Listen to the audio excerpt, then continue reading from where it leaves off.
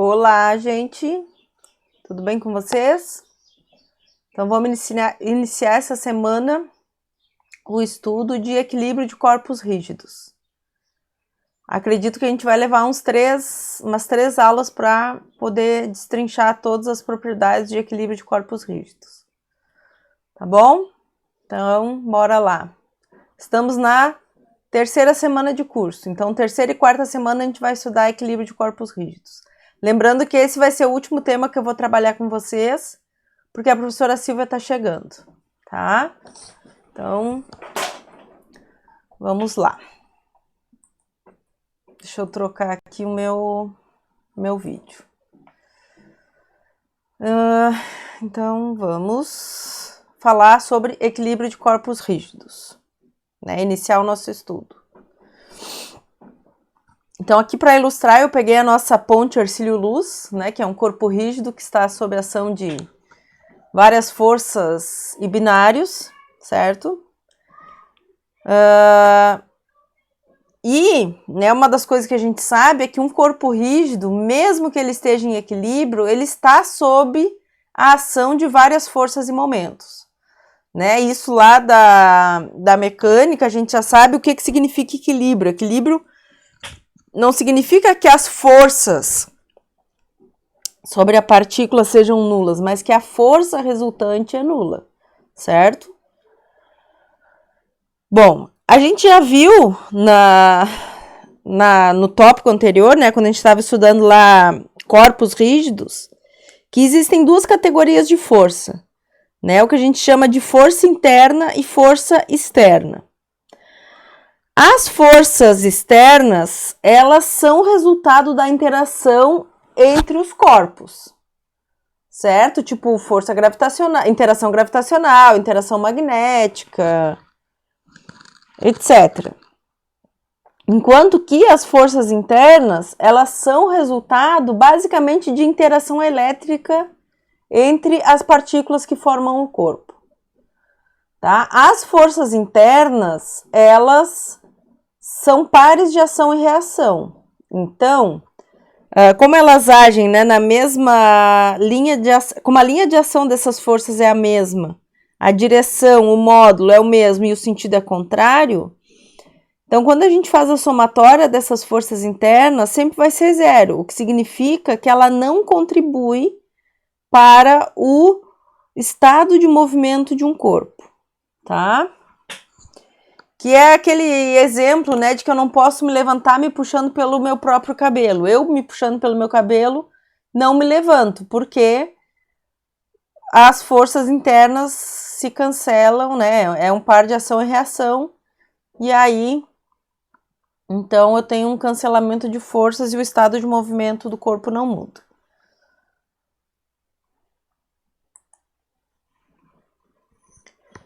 Então, para que um corpo rígido ele esteja em equilíbrio, é necessário e suficiente que a força resultante sobre esse corpo rígido seja zero e que o somatório do momento em relação a um ponto O arbitrário também seja nulo, tá? Para nós, não, porque o equilíbrio ele pode significar, né, tanto que o corpo está parado, como o corpo está se movendo com velocidade constante.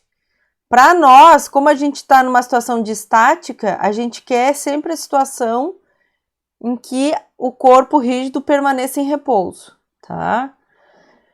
Como a gente vai ver, esse ponto O que a gente escolhe para calcular o momento resultante, ele é arbitrário e eu escolho de maneira a facilitar o cálculo das grandezas de interesse, tá?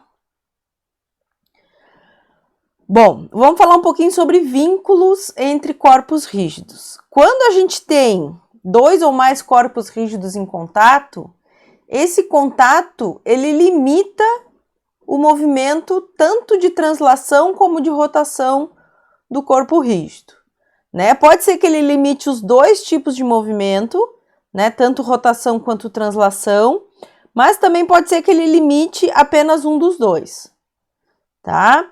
Essa limitação, então, ela introduz o que a gente chama de vínculo entre os corpos rígidos. Esses corpos estão vinculados.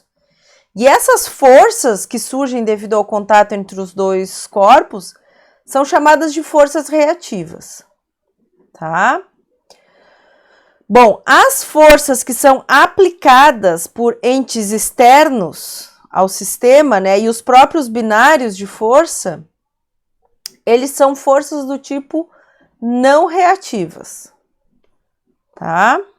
Bom, um pouquinho sobre o diagrama de corpo livre. O diagrama de corpo livre, ele é fundamental para que a gente consiga analisar uma estrutura, né, um corpo rígido, e consiga fazer a análise correta e fazer os cálculos corretos em relação àquelas estruturas, tá? Quais são as características que a gente precisa ter para fazer um diagrama de corpo livre? Eu sei que vocês já estão acostumados a fazer isso, mas a gente está muito acostumado a fazer diagrama de corpo livre para partículas, né? Quando a gente está pensando aqui num corpo rígido, a gente precisa incluir nesse diagrama de corpo livre as dimensões, coisa que lá na partícula a gente não faz, tá? Então aqui tem algumas pequenas modificações, tá? Então o que o nosso diagrama de corpo livre ele precisa ter? Ele precisa destacar todas as forças externas aplicadas ao corpo rígido. A força gravitacional, que lá na partícula eu não me preocupo, né? Aonde que eu vou localizar essa força? Num corpo rígido, eu preciso conhecer o centro de gravidade desse corpo, tá? Nos problemas, por enquanto, a gente não vai calcular esse centro de gravidade, ele sempre vai vir dado. Lembrando o que é o centro de gravidade? É aquele ponto do corpo rígido que se comporta como se toda a massa do corpo estivesse localizada naquele pontinho ali, né? As forças externas que a gente não conhece, em geral, são as reações exercidas sobre o corpo rígido, tá? Então, aqui vão aparecer as forças reativas, que é o que a gente, em geral, quer calcular para conseguir definir o estado de equilíbrio do nosso corpo rígido. E, como eu disse para vocês, esse diagrama, ele precisa incluir as dimensões necessárias, porque aqui a gente vai calcular momentos, né? E para calcular os momentos, a gente precisa das distâncias. Para a somatória de forças, não, mas para fazer os cálculos de momentos, a gente precisa. Então, esquece. Eu achei que a gente já ia fazer alguns exemplos aqui, ó. Então, antes da gente fazer alguns exemplos de diagramas, né, de corpos livres, eu vou conversar um pouquinho sobre vocês sobre essas reações, né, de apoio, essas forças reativas. E, num primeiro momento, a gente vai estudar o equilíbrio de corpos rígidos em duas dimensões. O que significa isso, né? A minha estrutura em si, ela é uma estrutura tridimensional. Porém, em alguns casos, eu consigo projetar essa estrutura tridimensional no plano, tá? Então, se eu consigo projetar essa minha estrutura no plano XY, as forças aplicadas e as forças reativas, elas sempre vão estar no plano XY. E os momentos, eles vão estar, então, na direção perpendicular ao plano XY. Tá? Então, num primeiro momento, a gente vai tratar dessas estruturas, né? Desses corpos rígidos, aonde eu consigo projetar a estrutura em duas dimensões, ok? Então, como é que são essas reações de apoio e conexões em duas dimensões? Elas são divididas em três grupos, tá? Grupo 1, 2 e 3. O grupo 1 são aquelas reações equivalentes a uma força com linha de ação conhecida, que a gente vai estudar daqui um pouquinho mais caso a caso, tá? De maneira mais detalhada. O segundo grupo é o grupo das reações equivalentes a uma força de direção, sentido e intensidade desconhecidos. E o terceiro grupo é o grupo das reações equivalentes a uma força e um binário. Tá? Bom, esse primeiro grupo que fala sobre reações equivalentes a uma força com linha de ação conhecida. Em geral, esse primeiro grupo, ele é composto por forças de reação, né, que acontecem em roletes, suportes, basculantes, superfícies sem atritos, hastes de conexão e cabos curtos, colar em hastes sem atritos e pinos sem atritos e fendas. A gente vai ver daqui um pouquinho um desenho sobre essas estruturas aqui, tá? Esses apoios e conexões, esses aqui de cima, eles sempre vão impedir o movimento do corpo rígido numa dada direção. Então, a gente conhece a direção na qual o corpo rígido não vai poder se movimentar. Então, a gente conhece a direção da força aplicada. E a incógnita sempre vai ser a intensidade dessa força. Porque a linha de ação, como eu acabei de dizer, ela vai vir da análise do diagrama de corpo rígido. Do diagrama de corpo livre. Tá? O sentido, vocês vão ver daqui um pouquinho que a gente pode dar um sentido arbitrário para essa força, né, para as componentes da força. E lá no fim, quando a gente terminar a conta, a gente pode verificar, então, pelo sinal do resultado, se o sentido que a gente supôs estava correto ou não. Segundo grupo, então, que é o grupo das reações equivalentes a uma força de direção, sentido e intensidade desconhecidos. Essas reações são causadas por apoios e conexões que impedem o movimento de translação do corpo rígido em todas as dimensões. Porém, elas permitem o movimento de rotação. Tá? Então, exemplos de apoios e conexões que pertencem a esse segundo grupo. Pinos sem atrito ajustado em furos, articulações e superfícies rugosas. E quando a gente tem uma força reativa desse segundo grupo, são duas coisas que a gente não conhece, que são as componentes da força. Tá? E o terceiro grupo, então, que são as reações equivalentes a uma força e um binário. Então, esse tipo de reação surgem em engates que impedem qualquer tipo de movimento do corpo rígido, tá? Como, por exemplo, se eu fincar aqui, eu tenho uma parede e eu coloco uma viga na parede, tá? Então, aqui, o tipo de força reativa da parede, né? Essa parede, ela não permite nem que a minha viga se mova, nem que ela gire, tá? Então, esse seria um tipo, por exemplo, de força reativa desse terceiro grupo, tá? Quando a gente tem forças reativas desse terceiro grupo, são 3 as incógnitas que a gente tem. Então, eu não conheço nem as componentes da força e nem o momento resultante, tá? E aqui, de novo, eu posso, né, definir o sentido da força e do binário de maneira arbitrária, né? Eu poderia dizer, por exemplo, que essa viga, né, a parede, ela exerce uma força tal que a componente X tá para cá, a componente Y tá para cá, né? E que o momento que a parede exerce, por exemplo, seria esse aqui, ó. Esse seria o momento. Tá? Então, a direção a gente conhece da força, né? Eu sei que a força tá em X e Y, mas o sentido eu não conheço. Então, como eu defino um sentido arbitrário, no fim das contas, né? Se eu acho que o momento né? Depois de fazer todas as contas, é mais um número, mais 3 pontinhos, Newton vezes metro, o mais significa que o sentido que eu escolhi está correto.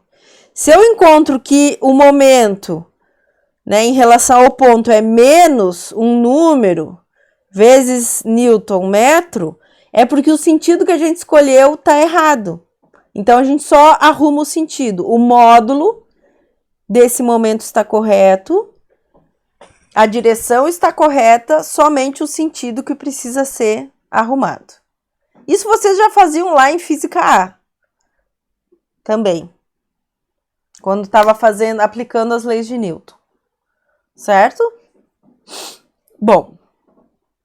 Então, aqui nós temos um resumo, né, uma tabela dos tipos de apoios e conexões que podem aparecer e quantas incógnitas elas possuem, né? Então, essas aqui que possuem uma incógnita são do grupo 1. Essa aqui que possui 2 incógnitas do grupo 2 e essas que possuem 3 incógnitas são do grupo 3, tá? Então, o que a gente tem aqui, ó, pessoal? Eu vou ampliar um pouquinho a tela para vocês enxergarem melhor. Isso aqui tem no livro, tá? Isso aqui é algo que vocês precisam saber, principalmente na hora de fazer o diagrama de corpo livre. Então, aqui, ó, nós temos roletes, suporte basculante e superfície sem atrito. Então, a força a linha de ação dessa força desconhecida, ela sempre vai ser perpendicular ao plano de contato entre os dois corpos rígidos. Certo? Quando a gente tem um cabo curto ou uma haste curta, a linha de ação da força sempre vai ser ao longo do cabo ou da haste.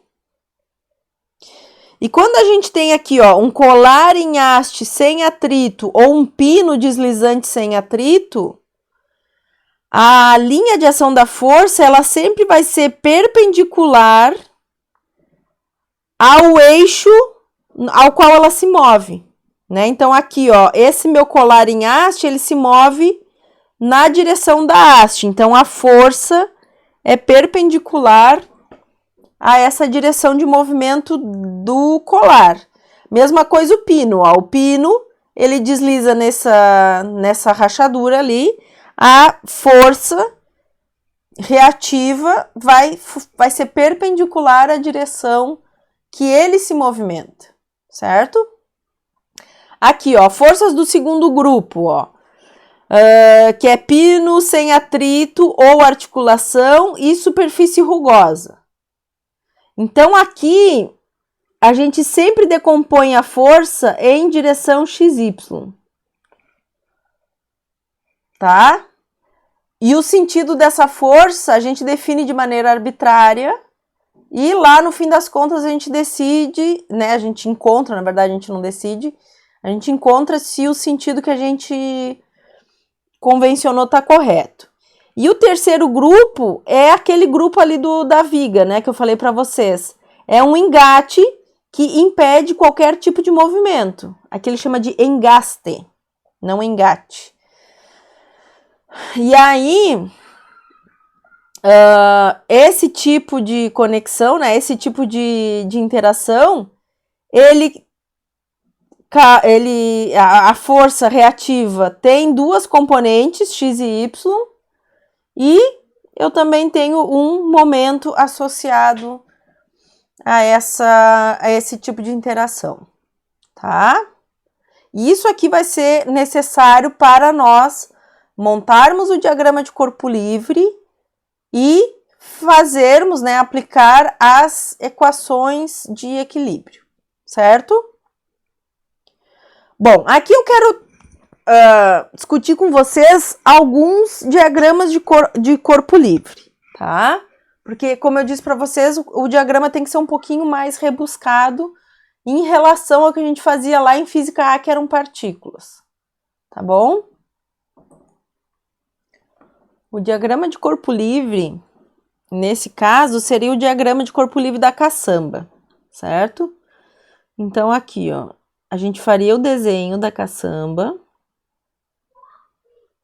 né? Não esqueço que a prof não sabe desenhar direito, então vai sair tudo torto, tudo ruim. Então, a gente faz aqui o desenho. E aí, a gente tem que analisar todas as forças que agem na caçamba, tá? Então, aqui, ó. Aqui temos o ponto A.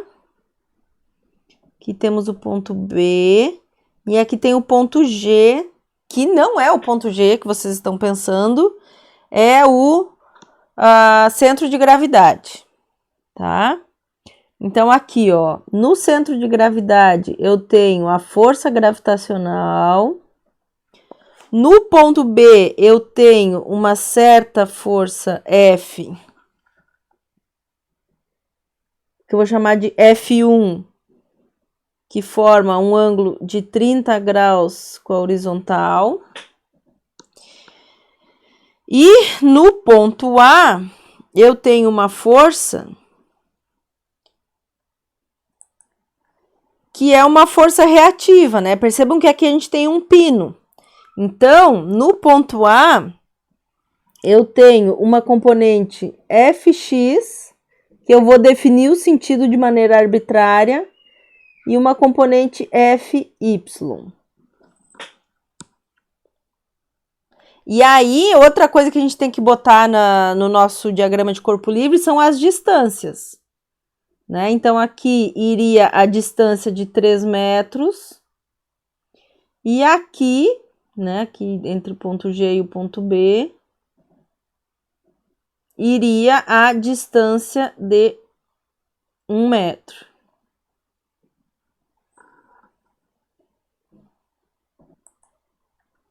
Além disso, aqui a gente vê que também tem aqui a altura, ó, 1,5 metros, né, que é a distância perpendicular entre o ponto G e o ponto B, então eu teria que colocar aqui também, ó, que não vai caber, bom, mas eu posso botar aqui, ó, no cantinho, tá? Então, essa distância aqui, 1,5 metros.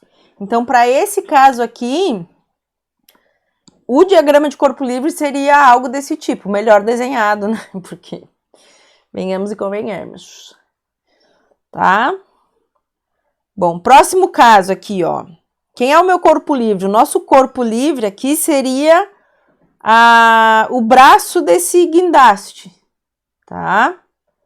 Com as suas dimensões e as forças que atuam nesse guindaste.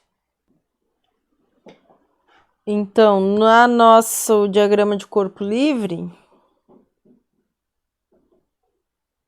teríamos algo mais ou menos assim, ó. Tá? Essa seria a estrutura, né? O braço do guindaste. Na ponta, a gente tem a força gravitacional dessa caixa aqui, que eu vou chamar de P. Só para distinguir da força gravitacional sobre o braço do guindaste. Então, aqui a gente tem a força P. Ali, no centro de gravidade do braço, a gente tem a força gravitacional, né, agindo no braço do guindaste. A gente tem aqui no ponto B a tensão, uma certa inclinação, da maneira que eu desenhei, parece que ela é na direção X. Mas não. Né, aqui estaria, por exemplo, a tensão BC.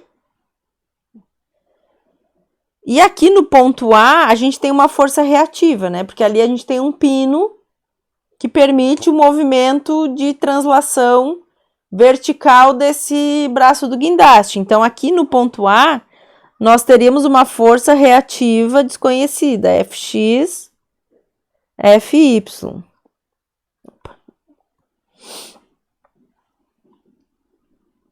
E precisaríamos incorporar também o ângulo, aqui 30 graus, e as distâncias, certo? Então, a distância aqui, ó. E essas distâncias, elas vão ser usadas para depois calcular o momento em relação a um determinado ponto. Então, aqui são 5,4 metros e aqui a outra distância perpendicular é 3,6 metros.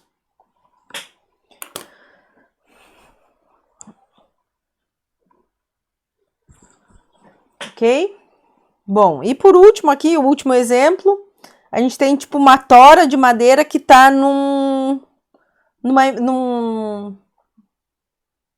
na prancha de uma empilhadeira, no gancho da empilhadeira, certo? E aí aqui a gente, o nosso corpo rígido na verdade vai ser a tora de madeira. E a gente quer analisar as forças que estão agindo sobre essa tora de madeira. Nesse caso aqui, o que é que nós temos? Eu não vou redesenhar porque o meu círculo vai sair uma coisa horrível, tá? Mas sabendo que o nosso corpo rígido é essa tora de madeira, quais são as forças, né, que agem? Então aqui, ó, aqui eu vou ter a força gravitacional. No ponto B eu tenho uma força de reação que simplesmente é uma força normal, né? Uma força normal no ponto B. E no ponto A, mesma coisa. Tenho uma força normal que está agindo, uma força de contato, né? Que está agindo ali no ponto A. Então, nesse caso aqui, seriam essas três forças que estão agindo no meu corpo rígido.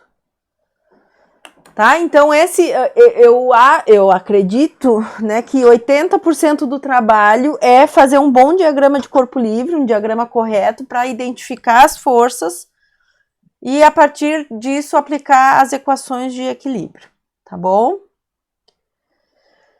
Então, aqui, ó, como eu disse para vocês no início da aula, nesse primeiro momento, a gente vai estudar equilíbrio em estruturas bidimensionais. Na verdade, são estruturas em que eu consigo projetá-las no plano, certo? Quando a gente analisa esse tipo de estrutura, né, que ou ela é bidimensional ou que a gente consegue projetá-la no plano, são três as equações de equilíbrio que eu preciso satisfazer. Eu preciso satisfazer, então, que a soma da componente x da força é zero, a soma da componente y da força é zero e que a soma dos momentos na direção z é zero, tá? Por que a gente reduz isso? Porque, como eu disse para vocês, se eu definir que a estrutura está no plano XY, então as forças são coplanares e pertencem ao plano XY. Então, nesse caso, Fz vale zero. Como a gente sabe que o momento vem de um produto vetorial, né, R por F, esse vetor posição e o vetor F, ambos vão estar no plano XY. Logo, o momento, todos os momentos que existirem, eles vão estar ao longo da direção Z, tá? Então, o momento na direção X e o momento na direção Y são iguais a zero, e o momento, né, que a gente chama de momento em relação ao ponto O, sempre vai ser um momento que se encontra na direção Z. Ok? Bom, a soma das forças, ela vai ser feita em relação ao sistema de coordenadas que eu defini. Em geral, a gente define, né, o sistema de coordenadas dessa maneira, mas obviamente eu posso redefinir isso conforme a necessidade, certo? Vou dar um exemplo para vocês. Ali no caso da tora, né, que ela estava inclinada aqui num apoio, eu poderia muito bem definir o meu sistema de coordenadas desse tipo aqui, ó, inclinado. Opa, X aqui. Eu não preciso necessariamente definir o sistema de coordenadas que nem esse aqui. Eu posso girar o meu sistema de coordenadas como eu quiser, tá? Desde que eu mantenha, né, as direções perpendiculares entre si. Correto? Então, essa somatória de forças, ela é feita no sistema de coordenadas que eu defini. Só que, por convenção, no primeiro momento, tem que ser o plano XY. E a soma dos momentos, ele pode ser calculado em relação a qualquer ponto, tá? Vou dar um exemplo para vocês aqui nesse desenho aqui, ó. Aqui eu tenho o ponto A e o ponto B, certo? Se eu calcular o somatório dos momentos, em relação ao ponto A, quais são as forças que geram momento em relação a esse ponto? Vão ser as forças P, Q, S e a força B. Percebam que a força A, ela fica de fora. Então, como ela é uma força desconhecida, eu estou eliminando uma variável do meu problema, tá? Então, por exemplo, aqui eu somaria momento da força P. Eu vou omitir o vetor porque todos vão estar na direção Z, mais o momento da força Q, mais o momento da força S, mais o momento da força B. E essa soma tem que ser igual a zero. Né? Por que o momento da força A no ponto A não entra? Porque a linha de ação da força passa pelo ponto. Né? Já seguindo essa mesma análise, essa força P, a única componente da força que vai contribuir para o momento vai ser a componente Px, porque a componente Py, a linha de ação passa pelo ponto A. Tá? Olha só, então se eu quisesse, eu também poderia calcular o momento em relação ao ponto B. A somatória dos momentos em relação ao ponto B. Se eu fizesse isso, quem é que não entrava? Não entrava o SY, né? Porque o momento ia ser zero, porque a linha de ação dessa força passa pelo ponto B, em relação ao qual eu quero calcular o momento, e não entraria também a força B. Então, vai dar conveniência o ponto que eu escolho para calcular o momento das forças. Tá, pessoal? Isso vai ficar claro quando a gente for resolver exemplos.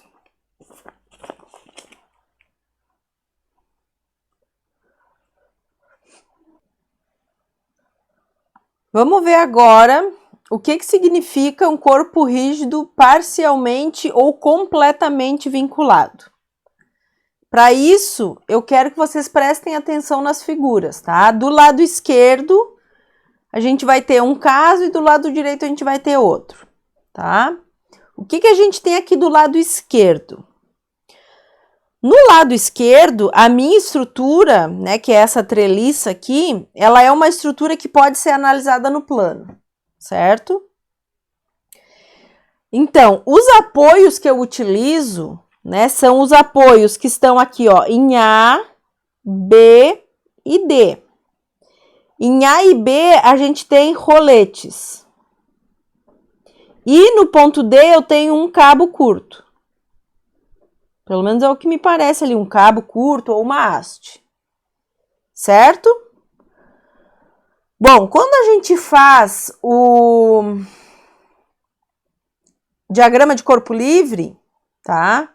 A gente enxerga o quê? A gente enxerga que esses apoios, eles foram escolhidos de maneira que o corpo rígido, ele não se move independente das forças que a gente aplica, certo? Por quê? Porque aqui, ó, o movimento de rotação, ele não vai acontecer. E o movimento de translação, ele também está impedido pelo vínculo ali em D. Tá? Então, nesse caso aqui, só apagar aqui, eu vou escrever que o movimento não ocorre independente das forças aplicadas.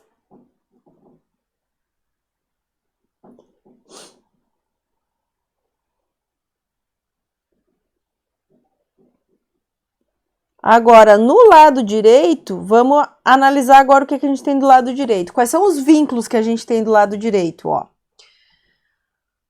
Aqui no ponto A, nós temos um pino, certo? E em B, a gente tem um vínculo tipo rolete.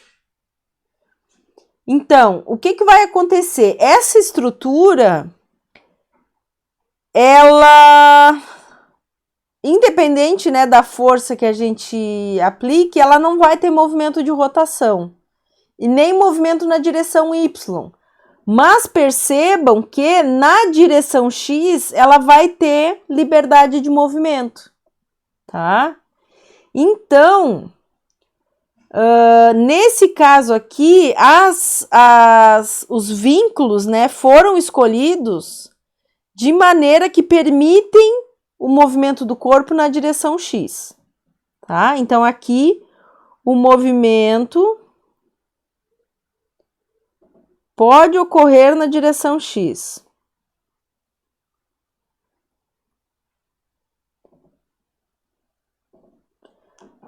Bom, são dois casos diferentes, né? Então, o que é o primeiro caso? Esse caso da esquerda, a gente diz que o corpo está completamente vinculado, né? Ou seja, independente da carga que eu aplique, ele não se move. E o exemplo da direita, né? A gente diz que ele está parcialmente vinculado, porque dependendo da carga aplicada, ele pode se mover. Então, aqui ele está parcialmente vinculado.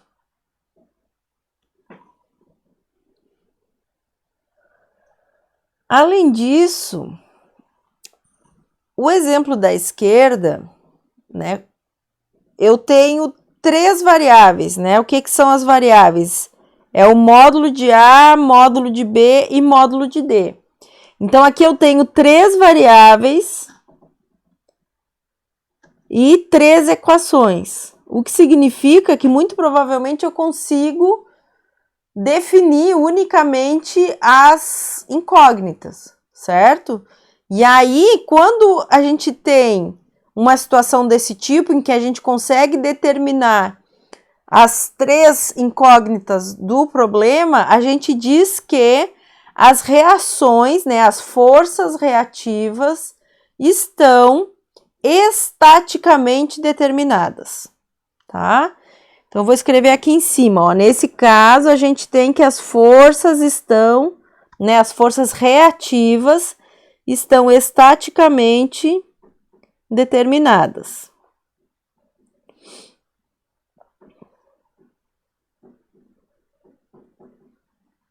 Certo? O que acontece do lado direito? Do lado direito, a gente também tem 3 incógnitas, só que uma das equações, ela não necessariamente vai ser satisfeita, né?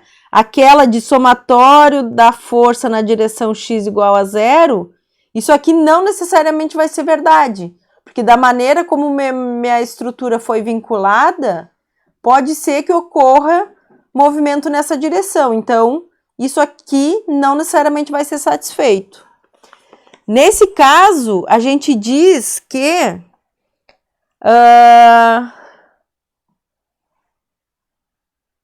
o sistema vai... Como é que a gente diz? Elas estão estaticamente indeterminadas, tá? As forças reativas, elas estão estaticamente indeterminadas. Nesse caso aqui, eu não vou conseguir descobrir a componente X da força. Determinadas.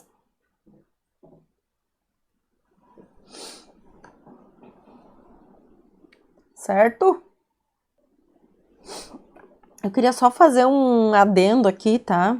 Para vocês que Essa figura da direita, eu peguei a figura errada, tá, pessoal? Pra gente, é só aqui que muda, né? Significa que a minha força B tinha duas componentes, tá? Por isso que eu não vou conseguir satisfazer a... Então aqui vai ter um BY, aqui vai ter um BX, por exemplo, tá? Toda a explicação tá correta, é só a figura que não corresponde ao que eu tava falando. Então, pra gente não ter que anular toda a discussão, eu vou só arrumar isso, tá? Então aqui, por exemplo, não seria um rolete, ele seria um pino também. A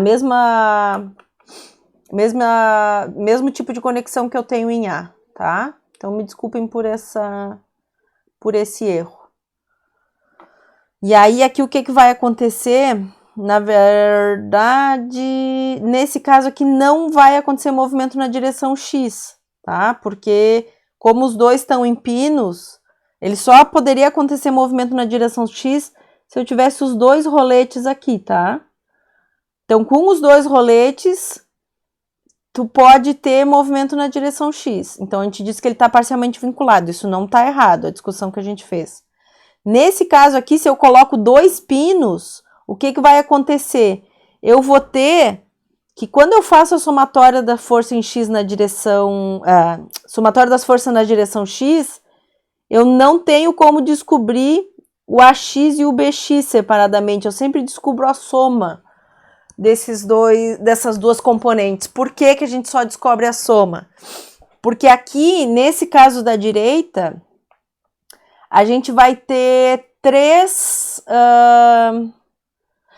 equações e 4 incógnitas, tá? Então, a discussão em si não estava errada, é só que a figura não estava correspondendo ao que eu estava falando para vocês. Então, para que exista um movimento, né, que seja possível um movimento na direção X, a gente precisa que os dois apoios sejam roletes, tá? E aí a gente vai ter uma estrutura parcialmente vinculada. E se eu quero ter estaticamente indeterminada, eu preciso ter os dois apoios com pinos, porque daí eu vou ter duas reações, né, duas forças reativas, com duas componentes cada, e eu não consigo resolver para essas 4 componentes, tá? Então, peço desculpa se alguém ficou com alguma dúvida, pode me escrever que a gente retoma esse assunto, certo? Então, aqui, ó. É condição necessária, porém não suficiente, que o número de incógnitas seja igual ao número de equações para que o corpo rígido esteja completamente vinculado, tá? Vamos ver por quê.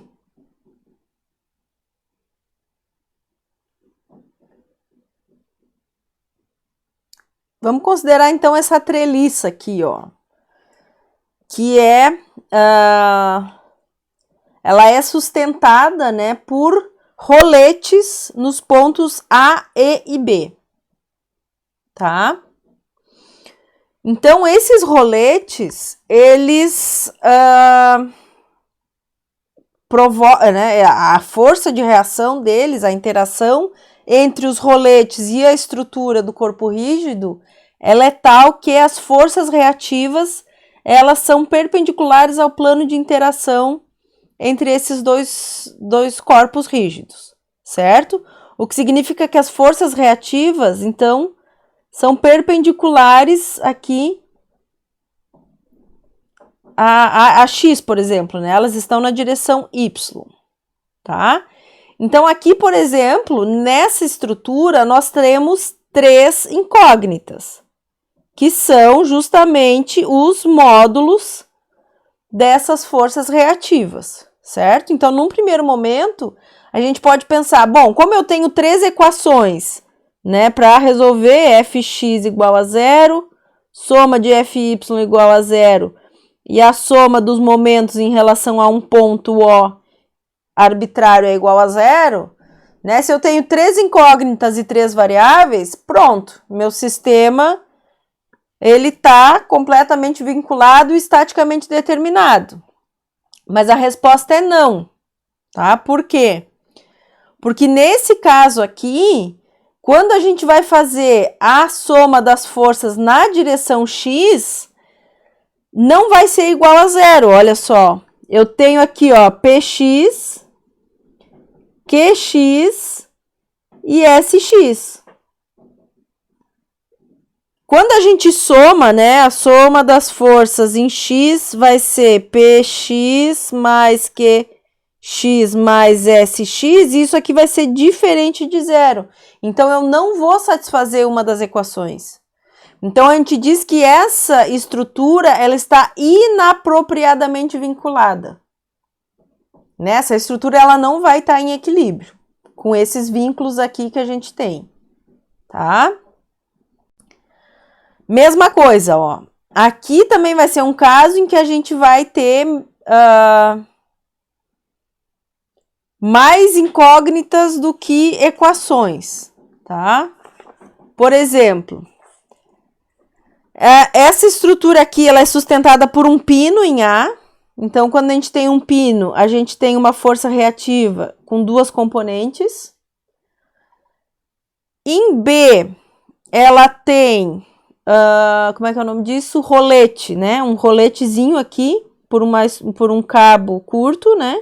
Então, essa estrutura, ela tem liberdade de movimento na vertical, e a mesma coisa acontece aqui, ó, no ponto C. Essa estrutura aqui, ela tem liberdade de movimento na horizontal, certo? Então, nesse caso aqui, se tiver folga nesses roletes aqui, quando a gente calcular o momento, né, da força B, por exemplo, né, da força que atua aqui em B, em relação ao ponto A, isso aqui vai ter um momento diferente de zero.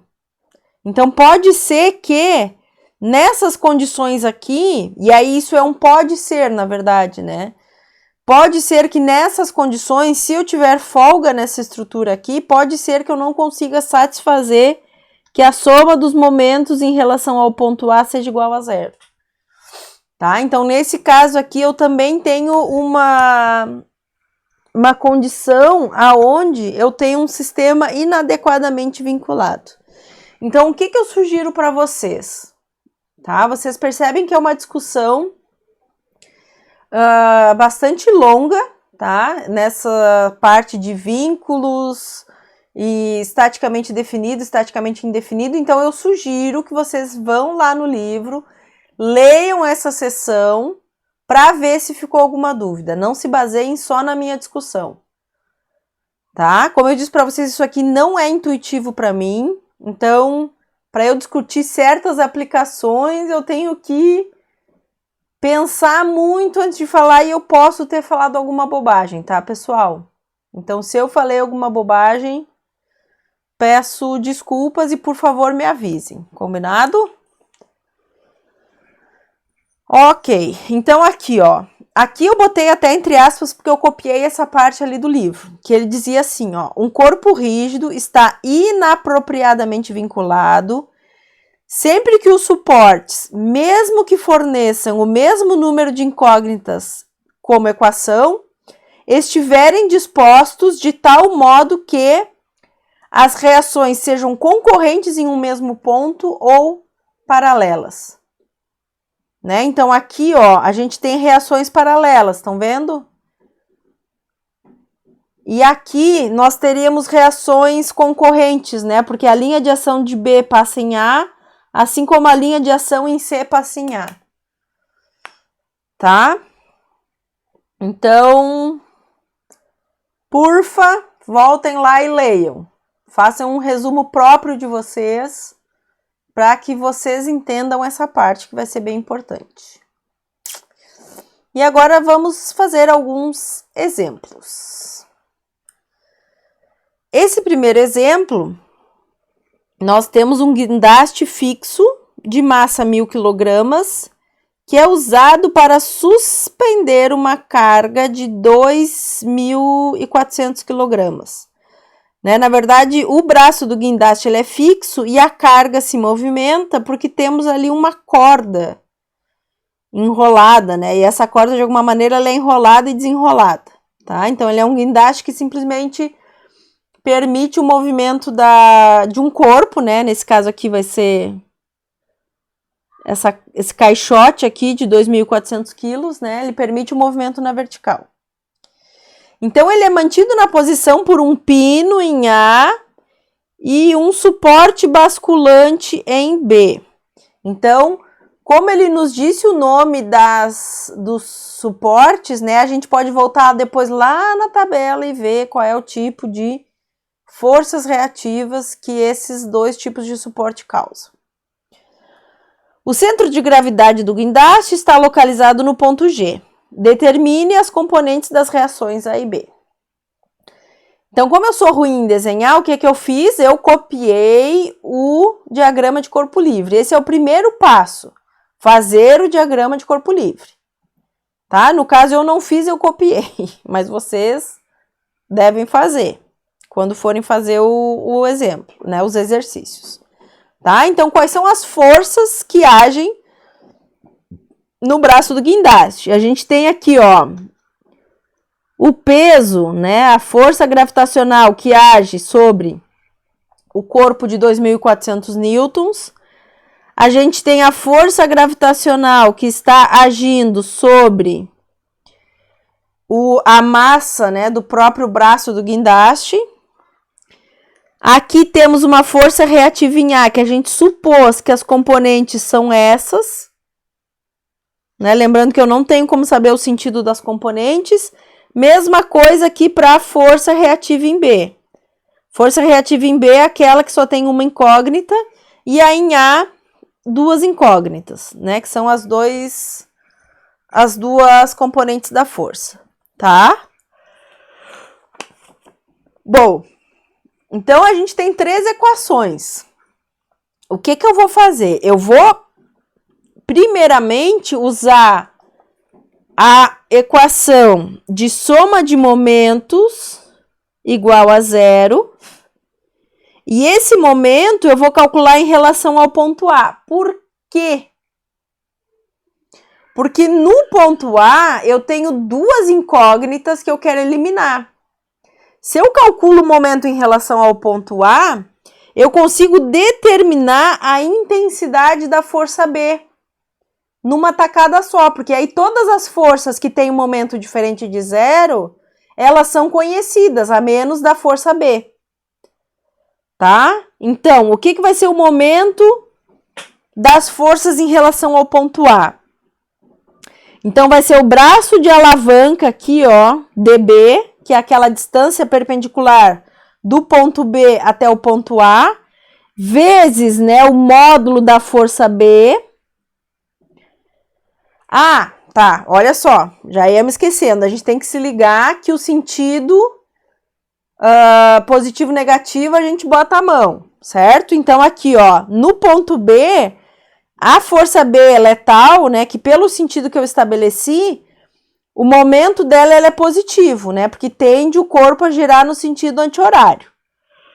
Então, aqui é mais. A força gravitacional que atua no ponto G, a tendência dela é gerar um momento negativo, né? Fazer o corpo girar no sentido horário. Então, aqui vai ser menos o braço de alavanca, né? Que passa pelo ponto G maiúsculo, vezes o módulo da força gravitacional sobre o braço do meu guindaste e menos também ali o braço de alavanca vou chamar isso aqui de ponto C, tá, pessoal? De carga, né, da caixa. Então, menos o braço de alavanca ali da caixa, vezes o módulo da força gravitacional que atua sobre a caixa, e isso aqui tem que ser igual a 0. Tá? Então, aqui, ó, vamos para o desenho e vamos achar essas distâncias. Então, aqui, ó, a distância perpendicular entre a força no ponto B, né, a força B e o ponto A, vai ser esse 1,5 metros. Então, isso aqui é 1,5 vezes o módulo da força B, menos a distância perpendicular do ponto G até o ponto A, que é esses 2 metros aqui, 2 metros, vezes a força gravitacional, que é os 1.000 quilogramas, vezes 9,81 metros por segundo ao quadrado, e menos agora a distância perpendicular entre o ponto C e o ponto A, que são 6 metros. Então, menos 6 metros vezes 2.400 vezes 9,81 metros por segundo ao quadrado. E essa soma tem que ser igual a zero. Então, resolvendo essa equação, a gente acha que o módulo dessa força B, ela é igual a 107.100 newtons. Então, o que eu descobri? Eu descobri uma força que é positiva. Significa que o sentido que nós escolhemos de maneira arbitrária para essa força B está correta, tá? Então, o meu vetor B, ele realmente é um vetor que está na direção X, certo? Porque eu defini que o meu sistema de coordenadas é esse aqui. Então, o vetor B, ele é o vetor 107,1 quilonewtons na direção positiva do eixo X. Tá bom? Agora a gente faz o somatório das forças para encontrar as componentes da força A.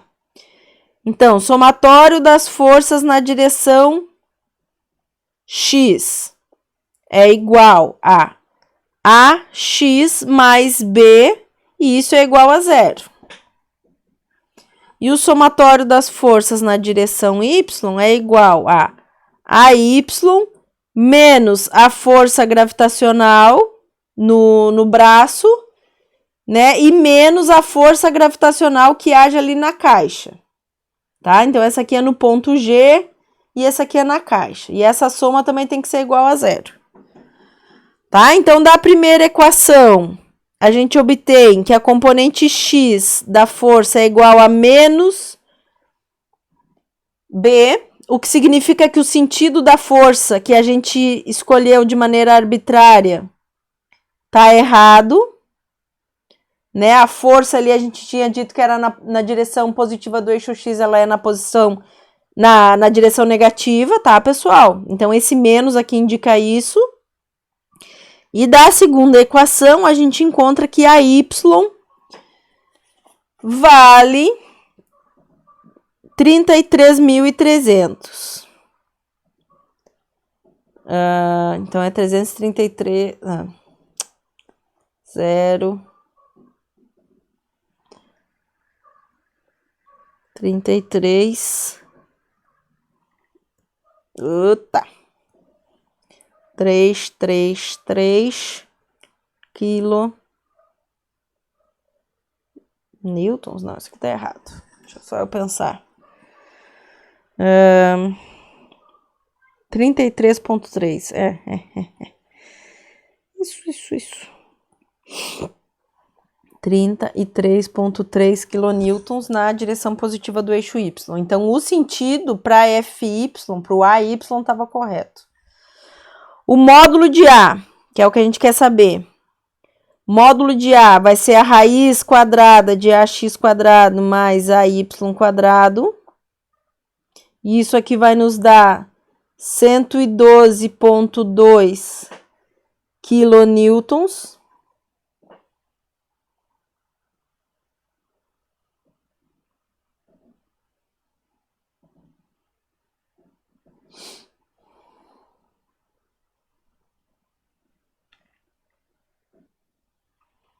E a direção da força, θ, vai ser o arco tangente de AY por AX. Né? A gente acha que θ vale 17,3 graus.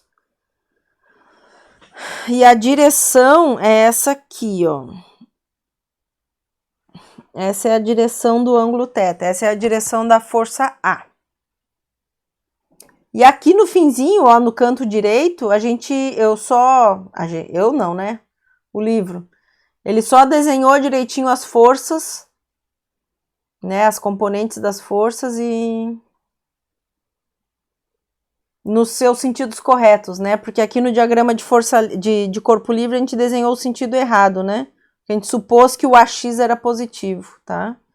Então aqui no fim a gente tem um diagrama de corpo livre com todas as forças corretamente desenhadas, certo? Próximo exemplo. Temos aqui uma estrutura que sustenta parte do teto de um pequeno edifício. Sabendo que a tração no cabo vale 150 mil newtons, determine a reação da extremidade fixa E. Né? Então, aqui lembrando que essa extremidade fixa E é o que a gente chamou lá na nossa tabelinha de engaste. Certo? Então, aqui a gente vai ter tanto força quanto momento, né? No nosso ponto, tá? Para definir. Aqui, ó, eu já peguei também, colei lá o diagrama de corpo livre da minha estrutura, né? Então, o que nós temos aqui? Nós temos a tensão no cabo de 150 kN. Nós temos minhas forças reativas, né? Então, ela é composta de uma força com duas componentes, Ex e Y, que supomos estar nesse sentido, e também um momento. E temos aqui, né, essas forças aplicadas de 20 mil newtons a um certo intervalo de distâncias, tá? Então, o que a gente precisa fazer? A gente precisa definir o vetor tensão, certo? Lembrando que as forças estão no plano. Então, esse meu vetor tensão aqui, ele vai ser um vetor de componentes x e y. Tá? Como é que eu fiz? Eu calculei o vetor lambda, né? Que aqui é muito simples de fazer. Aqui vai ser o lambda df, desculpem. Aquilo ali é o ponto F, df.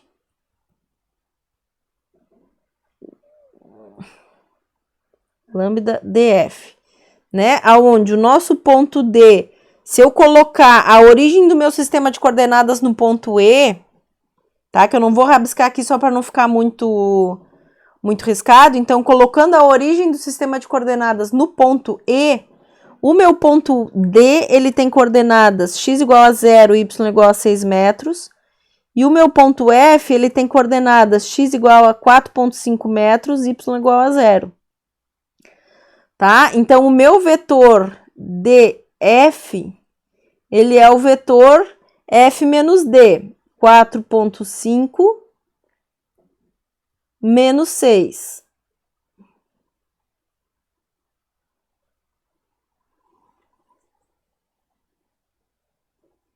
E o módulo desse vetor df, ele vale 7,5 metros. Então, com isso, eu tenho o vetor tensão. Quem é a minha tensão? A minha tensão é 4,5 menos 6, divididos por 7,5, vezes os 150 mil newtons.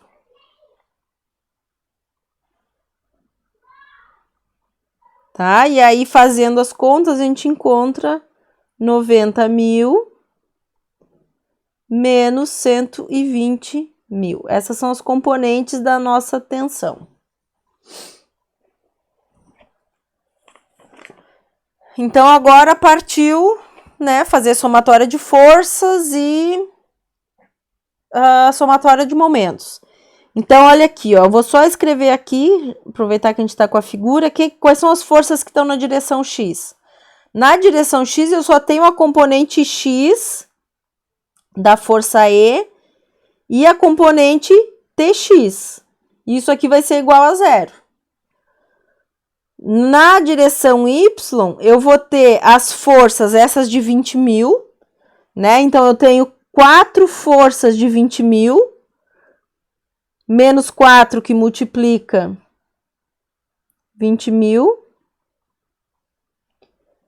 mais a componente Y da força. E menos a componente Y da tensão. Isso aqui vai ter que ser igual a 0. Tá? Então, vamos pular para a próxima página. Então, o que a gente tem aqui da somatória das forças em X? A gente tem que a componente X da força, ela vai ser igual a menos TX, que isso aqui então vai ser igual a menos 90.000 newtons. O que a gente obteve aqui? Ó? A gente obteve que a componente é negativa. O que significa isso? Ó? Significa que... eu acho que o desenho aqui é o mesmo. Significa que o meu EX está no sentido errado. Né? A gente supôs que o EX fosse positivo. Essa aqui foi a nossa suposição. Mas, na verdade, ele é uma força, eu vou escrever aqui já no desenho, que está no sentido contrário. Ele está no sentido negativo em relação ao qual a gente tinha estipulado. Tá? Bom. Agora vamos somar o FY, né? Somatório das forças em Y. A gente tem menos 80.000, que é a força ali naquela barra horizontal. TY, né? Menos TY. Então, mais 120.000.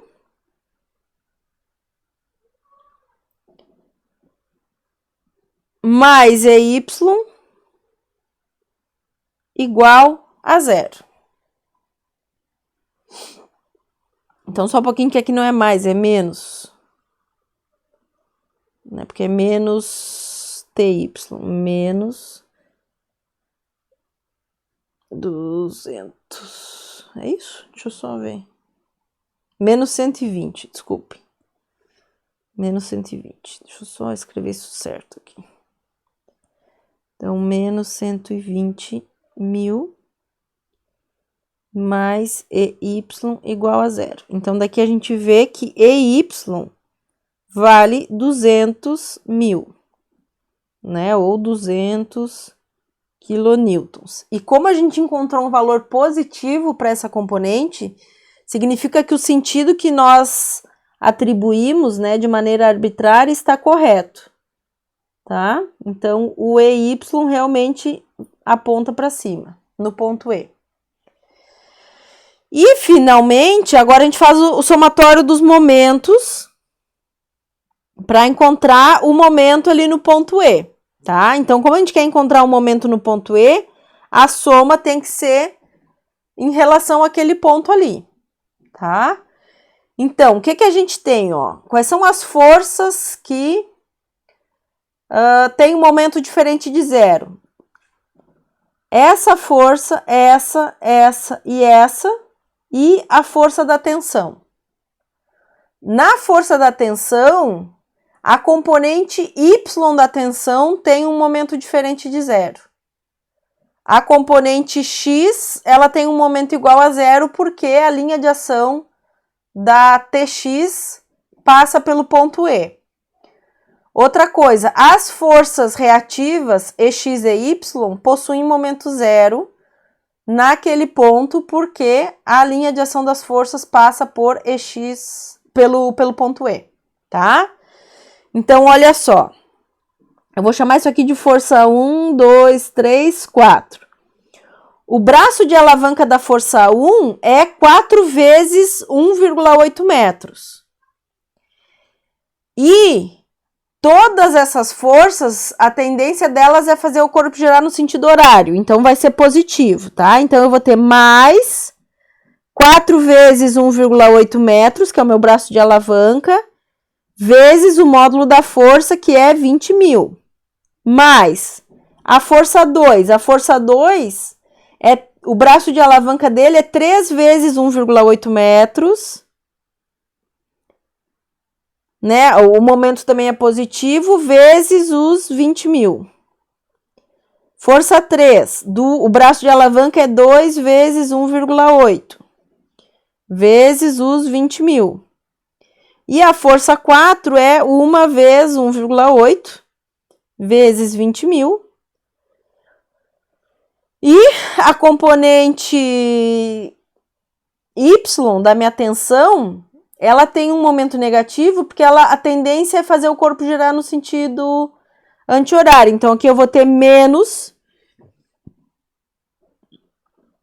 braço de alavanca, que é os 4,5 metros, que é a distância perpendicular do ponto de aplicação da força até o ponto E. Então, é menos 4,5 vezes TY, que é 120.000. Mais o momento ME da força, né, igual a 0. Então, resolvendo isso, a gente acha que o módulo desse momento vale 180 kN vezes metros. Ou seja, o sentido atribuído ali, né, dizendo que o momento ele é um momento positivo, ele está correto. Ok?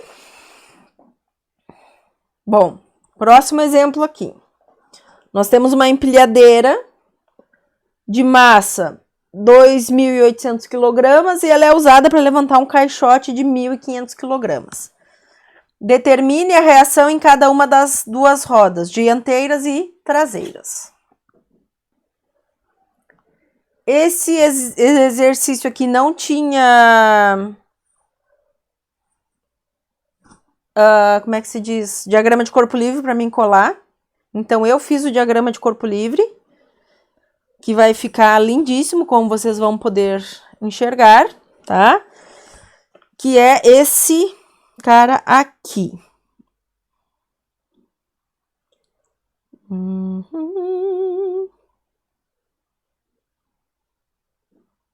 Aqui, aqui, aqui.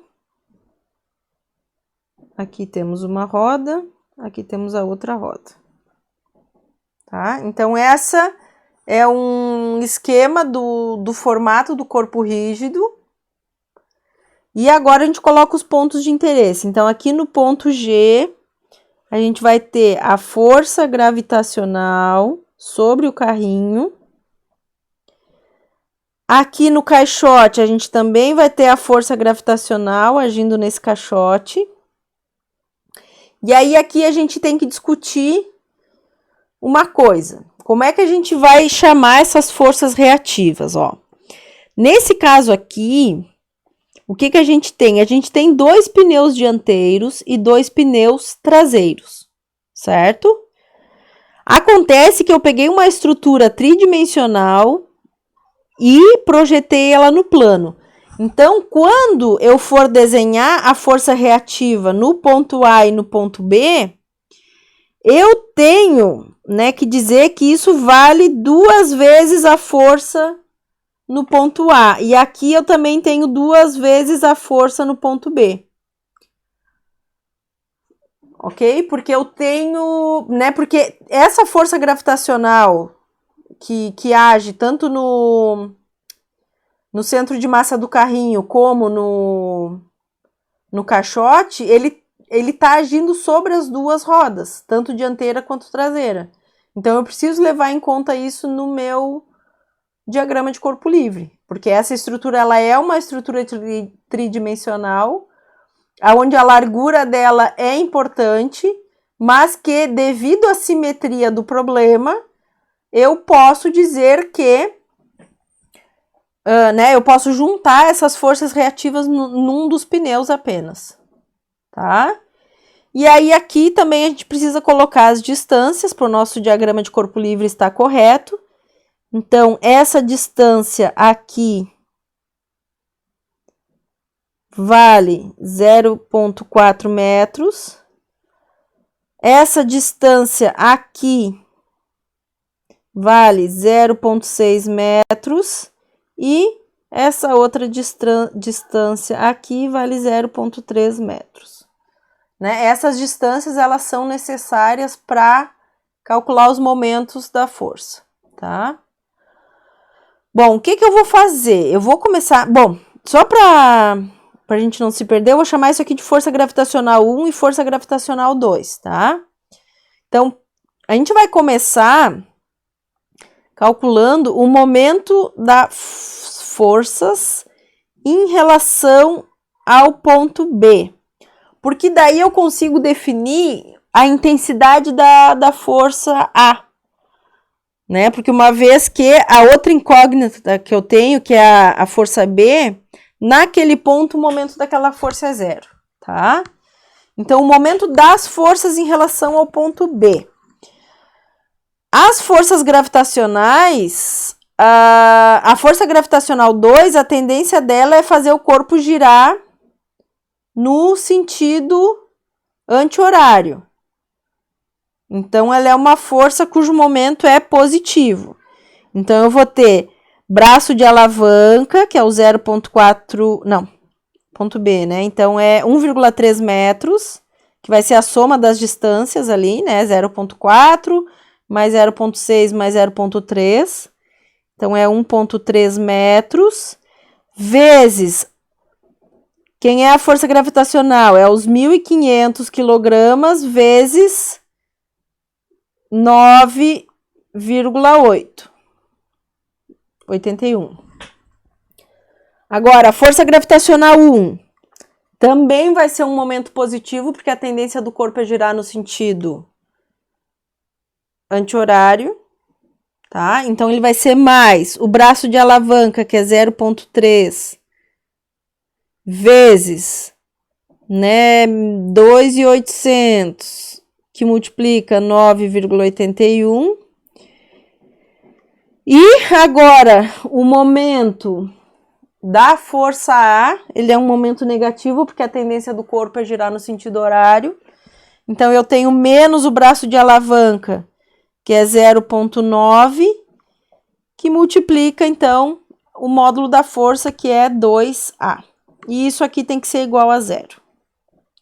Então, quando a gente resolve para A, a gente encontra que o módulo da força é 15.206 newtons, né? Ou 15,2 kilonewtons. 15,2. Tá, pessoal? Como a gente encontrou uma força positiva, significa que o sentido atribuído está correto. Opa! Não deixei espaço. Bom, eu vou dar um pause e vou reescrever isso aqui pequenininho, só para que fique organizado, tá? Eu não vou fazer nenhuma conta extra. Segura aí, segura o tchan. Tá, eu só apaguei e reescrevi para que a gente tenha espaço para terminar o exemplo, tá? Não fiz mais nada. Como é que eu vou encontrar agora o valor da força B? Eu posso ou calcular o momento em relação ao ponto A, ou eu posso fazer a somatória de forças na direção Y. Né? Então, somatória de forças na direção Y vai ser o quê? Vai ser menos a FG1 menos a FG2 mais 2A mais 2B. E isso aqui tem que ser igual a zero. Simplesinho. Então, a gente tem que menos 27.468 menos 14.715 mais 30.412 mais 2B tem que ser igual a zero. E aqui eu tiro que B vale 5.886 newtons.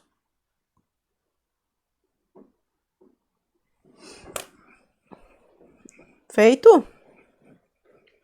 Então, vamos fazer agora um último exemplo dessa aula para terminar a aula, tá? Então, aqui, ó, a gente também quer satisfazer uma condição de equilíbrio, tá? Temos aqui, ó, uma estrutura, né, em L, que está presa por um cabo em A e D.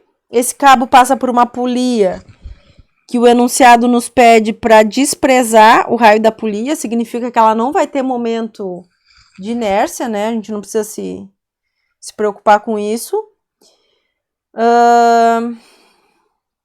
E ele pede para nós determinarmos a tração no cabo ABD e a reação no pino C. Tá? Como ele não menciona a massa da estrutura, nem onde é o centro de gravidade, significa que a gente tem que ignorar esse fato, tá? Então, deixa só eu ver aqui que eu me perdi nas minhas folhinhas. Cadê?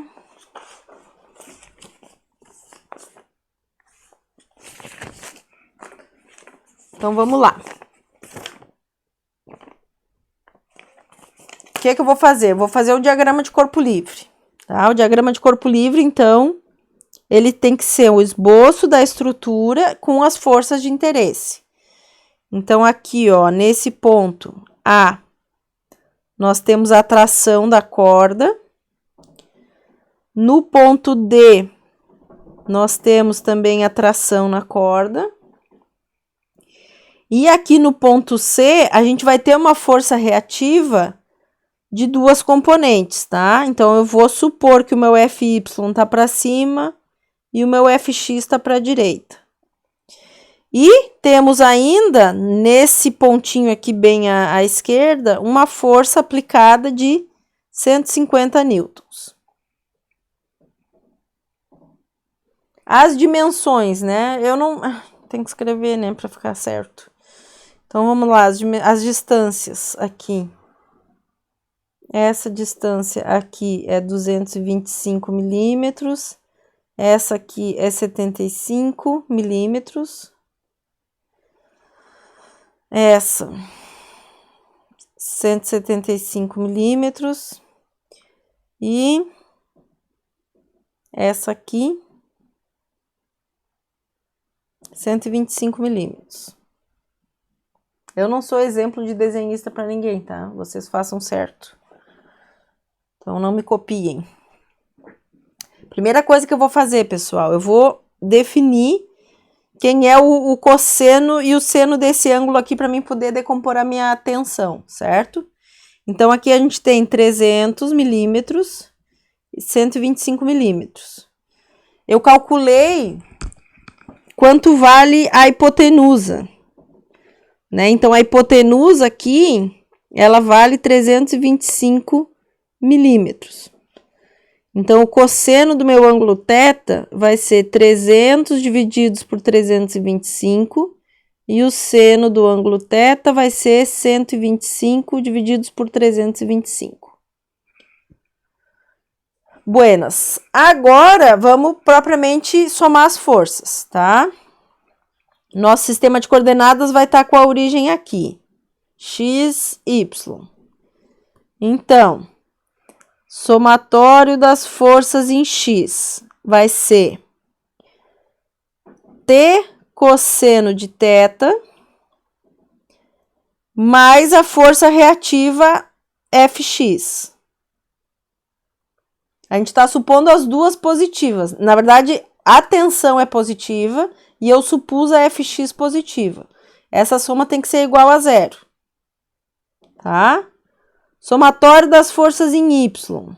Eu tenho t seno de θ mais a tensão mais a força reativa Fy menos 150 tem que ser igual a zero. E, por fim, a soma dos momentos em relação ao ponto C. Tá? Por que eu vou somar em relação ao ponto C? Porque no ponto C, as forças reativas Fx e Fy têm momento zero. Então, eu vou cair numa equação só para tensão, e aí eu consigo definir a tensão, tá? Então, o somatório das forças em relação ao ponto C é igual. Aqui, ó, vou começar com as componentes Tx, Ty dessa força aqui, tá? Então, eu tenho que o braço de alavanca da componente Tx é 175 milímetros. Ok? E o momento dessa componente X da tensão é negativo. Então, eu tenho menos 0,175 metros que multiplica T cosseno de θ.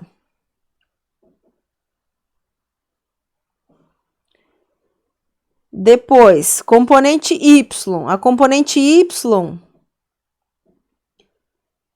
também tem um momento negativo, tá? Eu tenho, então, menos o braço de alavanca, que vai ser a distância perpendicular, vai ser os 225 milímetros. Então, é menos 0,225 metros, que multiplica T seno de θ. Agora, eu vou para essa tensão aqui, ó. Então, essa tensão, a distância perpendicular é de 75 milímetros, então é 0,075 metros. Ele é um momento positivo, porque a tendência do corpo é girar no sentido anti-horário. Então, 0,075T. E, por fim, temos essa força aqui de 150 newtons, cuja tendência é fazer o corpo girar no sentido anti-horário. Então, é mais 300 milímetros, que é o braço de alavanca, vezes 150. Então, é 0,300 que multiplica 150. E isso aqui tem que ser igual a zero. Aí, a gente substitui os valores de seno e cosseno, né? Porque a gente sabe ali quanto vale, e resolve para a tensão. Eu achei que a tensão vale 259 newtons. Tá? Esse exercício aqui eu não tinha o gabarito, então se alguém resolver achar um resultado diferente, avisa a prof, combinado? Então, uma vez que eu achei a tensão, eu volto lá para a somatória das forças na direção X e acho que Fx, eu vou fazer aqui na outra folha só para não ficar tudo, né? Fx vai ser menos T cosseno de θ. Então, o Fx vai ser menos 239 newtons. O que significa esse menos? Significa que se eu voltar aqui no meu desenho, né, no meu diagrama de corpo livre, ou na verdade aqui no desenho, o meu Fx está para cá, tá, pessoal? E a gente supôs que ele estava para o outro lado. Então, por isso que a gente achou aquele menos. E agora que eu sei quanto vale a tensão, eu também volto aqui na somatória das forças em Y e resolvo para Fy, tá? Então, meu Fy é igual, né, substituindo todos os valores, a menos 209 newtons. Ou seja, eu também encontrei uma força no sentido contrário, tá? Então, o apoio, né, as reações seriam assim.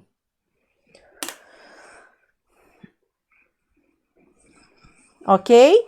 Então, de novo, se alguém fez as contas e achou um outro resultado, me avisa, porque essa aqui eu não conferi esse resultado. Eu não tinha a solução desse problema. Feito? Então, com isso, a gente termina a aula de hoje, tá, pessoal? Como eu disse para vocês, esse vai ser o último tema que eu vou abordar com vocês, infelizmente. E eu acho que a gente ainda vai ter mais uns 3 vídeos, porque ainda tem bastante coisa para discutir. Se vocês olharem ali o plano da disciplina, né, nessa semana nós teríamos uma aula de conteúdo e uma aula livre para que vocês possam entregar a atividade, certo? O que eu vou fazer? Eu vou tentar gravar os outros vídeos essa semana já para disponibilizar para vocês, tá? E segunda-feira a gente tem uma aula de dúvidas, tá? Então, nos vemos segunda. Lembrando que a aula de dúvida não é obrigatória, então quem não tiver dúvida não precisa aparecer. E se vocês já quiserem mandar as dúvidas, podem mandar. Tá bom, pessoal? Beijo! Boa semana!